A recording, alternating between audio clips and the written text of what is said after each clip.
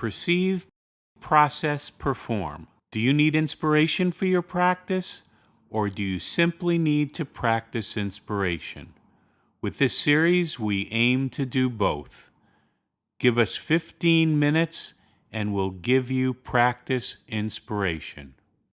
Hello, this is my practice inspiration. My name is Markus Blatz, and I will speak to you about ceramics and adhesion.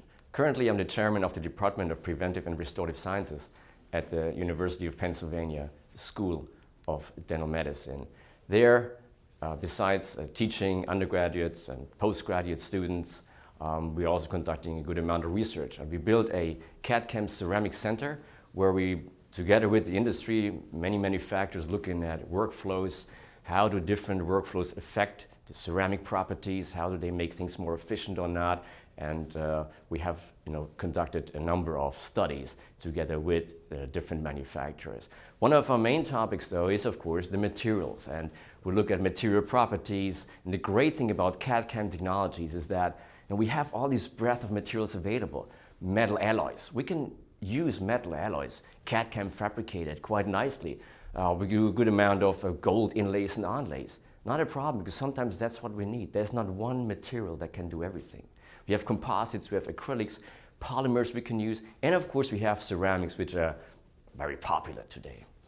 What I'm always concerned about is there are a lot of questions about ceramics, and sometimes unfortunately there's also a lot of misinformation out there how to use those ceramics and what they can do. And this is something I'm trying to explain to my peers and to our students, how do we use ceramics in the best possible way. And the first question comes with all these different materials that we have available in the ceramics group, from silica-based ceramics to high-strength ceramics. The question comes, how do we make a selection? What do you make a selection based on? So one thing we look at is, of course, physical properties. We know that the feldspathic ceramics are the weakest ceramics, and we go up to the high strength, like the conventional zirconia, which is the strongest ceramic that we have. Another property that's important in the selection process is, of course, the aesthetic properties that the material has. And typically that's associated with translucency. So when I look at translucency of these materials group, you can see it goes the opposite way. So if you ask me, how do I select the material? I pretty much just combine those two graphs. And then I can say, what does the patient need? Do I need aesthetic properties? Is strength an issue, yes or no? If not, I may go to the left-hand side of the screen. If, however, I have multiple units, implant components, I need more strength and maybe not as much translucency, I go to the right-hand side of the screen. So that is important. There's not one material that can do everything. We select it based on the patient's needs. But we also have to understand that the weaker materials, without any substructure or framework that supports it, we need to resin bond them. They have to be bonded in place, versus high-strength materials are actually cementable. That's a big differentiation that we have to understand. So when you use silica-based ceramics, feldspathic are typically used as a veneering porcelain for crowns and bridges, or as laminate veneers that are bonded to the tooth structure.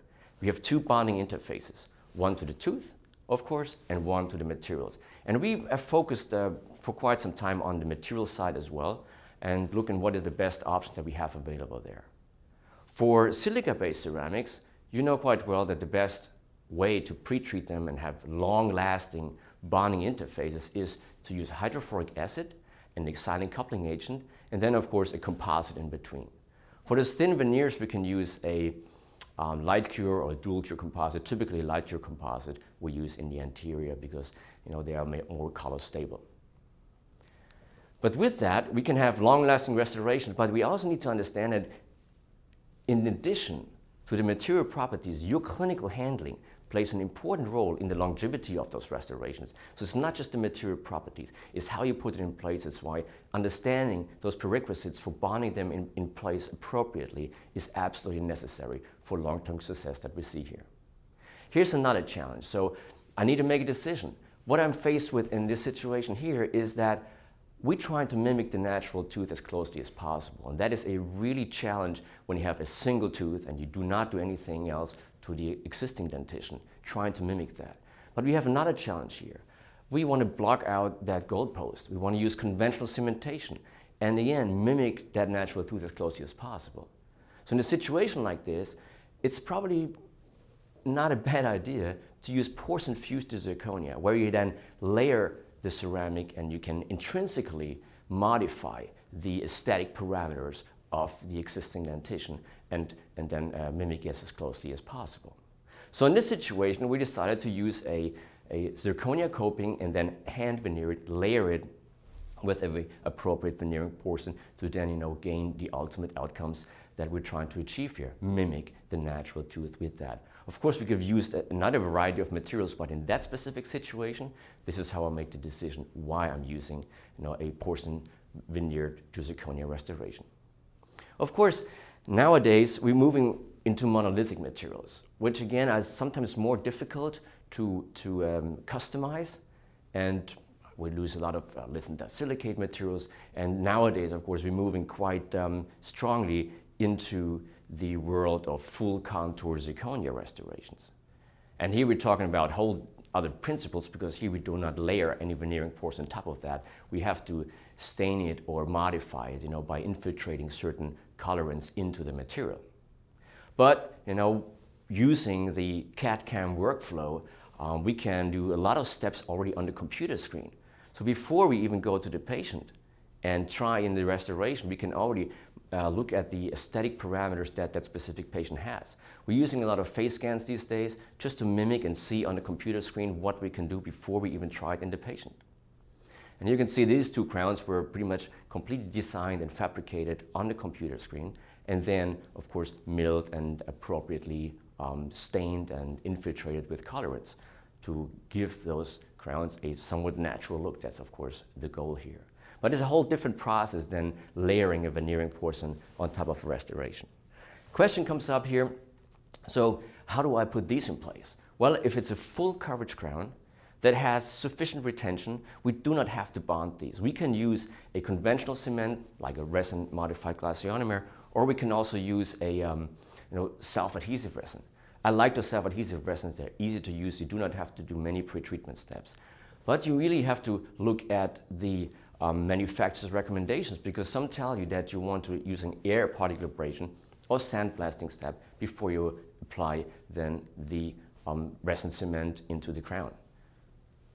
Short air abrasion step, small particles, that's enough. Just a pre-treated surface, then using the adhesive resin cement and placing it inside the crown, placing the crown on a tooth. You don't have to do any pre-treatment to the tooth structure with that kind of protocol.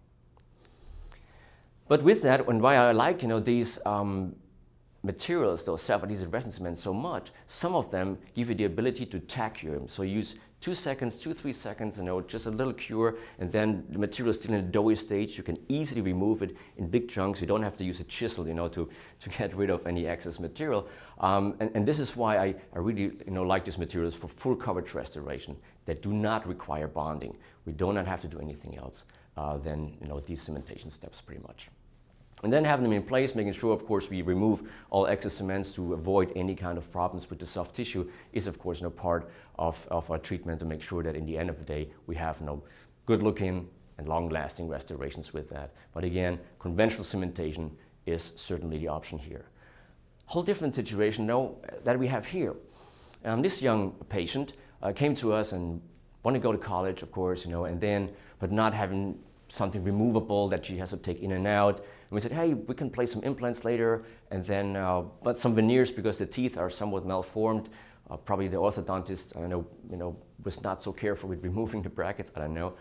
But you can see that there are some problems with the existing teeth as well. But she said, you know what, just get me through college right now. Give me something that is not removable and something that doesn't damage. I don't want to have anything on my other teeth done right now. So okay, so what options do we have? The option that we have here is, for example, how about resin bonded bridge? You know that the problem with metal-based resin bonded bridges usually is that they look great on the articulator, not so good in the mouth, because the metal usually shines through the existing tooth and the abutment teeth that you have. This is why not using a white material like zirconia, for example? CAD can fabricate the resin bonded bridge, and then we can help this patient with a very minimally invasive preparation type.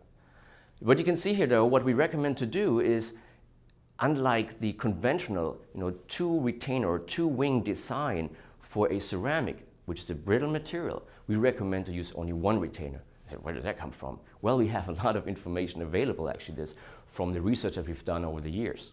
And we could see that two retainer design has only about 70% success over 10 years, whereas the single retainer design, almost 95% success over 10 years. And that's, of course, because of the physical properties of the material. It's brittle.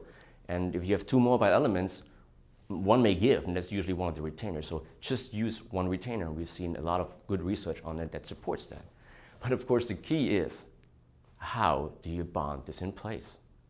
And we spent the last 15, 20 years on that topic, thousands of specimens that we looked at to just see how can we get long-term bond strength to zirconia materials, which has become so popular these days. We always come to the same conclusions. The most easiest, feasible, practical way to give us long-term bond strength at this point in time is to use a sandblasting or air particle abrasion step. Small particles is okay.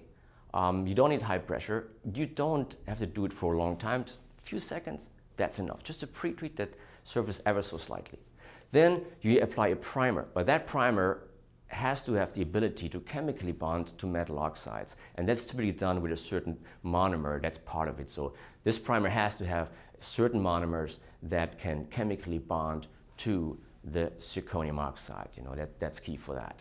And then, of course, as an intermediate between the pre-treated tooth and the pre-treated restoration, use a composite resin-luting agent. And that is typically a dual cure or self-cure depending on the opacity of the material that you're using. So there's 3 steps. Air particle abrasion, after you, of course, treated the tooth structure, air particle abrasion of the zirconia, then using the primer on top of it, and then using the composite. We termed this APC technique, just to make it a little bit simpler to remember. APC, air abrasion, primer, and composite. These are the 3 steps that are critical for that. And of course, coming from the research world, we like to investigate and see things, and besides doing bond strength tests, I also like to visualize it. And we're using a pretty cool technique where we're using a focused ion beam to make cuts at the bonding interface. And with this cut at the bonding interface, we can really see what does this interface look like in real time. So here you can see, for example, Panavia and zirconia. So if I don't use any pretreatment, that's what it looks like. It's, you can see there's pretty significant gap there, so it's not a pretty good adhesion as you would hope for. If I do only air abrasion or sandblasting, it's okay in some areas, but some areas are still open. If I'm using only the primer, you can also see some good bonding in some areas, but some areas are open. Only the combination thereof, air abrasion and the primer, gives you an interface that looks completely different. And it behaves completely different. We know this is the way we get long-term durable bond strengths. And when you look at other options, where we can look at the interface, you can see that actually at the interface there are some aluminum particles that are still present there, remnants. And some of these particles are even embedded slightly in that surface, in the zirconia surface. That's why this is such a critical step. You do not roughen it too much. You don't want to, roughen it so you, compromise the integrity of the material, but you want to pre-treat it ever so slightly, just to make sure we have this interface not only clean, but also some of those particles are spread over that surface, which seems to influence the bond strength tremendously. So this combination is necessary. APC, air abrasion, primer, and the composite there. And then we can help this patient with a very simple, this is like 2-visit procedure. And if later on the patient comes back and still wants to have implants done and veneers done on the other teeth, we can do that without doing too much damage here. But the patient does not have anything right now that would require removing it, taking in and out, and doesn't look so nice. This is what we achieved here with this kind of thing. But again, the key item is that we have to understand how to bond with these materials successfully. That is the key for us. Thank you very much for the opportunity to share some of these insights with you. Thank you.